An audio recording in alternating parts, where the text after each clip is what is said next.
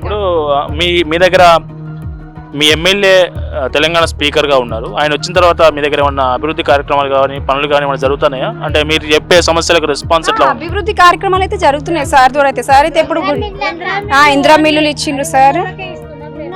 అది కూడా మీరు చూడండి. అవును, అది కూడా ప్రత్యేకంగా చూడండి. ఎందుకంటే నాకు కూడా ఆ విషయంలో నేను కూడా చూస్తున్నాను, చాలా లోటుపాట్లు ఉన్నాయి ఇల్లు విషయాలలో కూడా. ఎందుకంటే నేను ఏమి కాదు ఇక్కడ కాబట్టి, నేను ఏం కాదు కాబట్టి నేను చూడట్లేదు.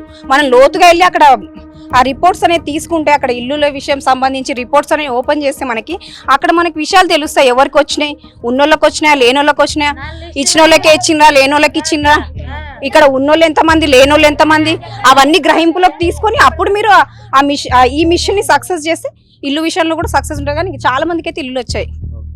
ఆ విషయంలో అయితే మేము సార్కి ఎప్పుడు థ్యాంక్ఫుల్ మాకు.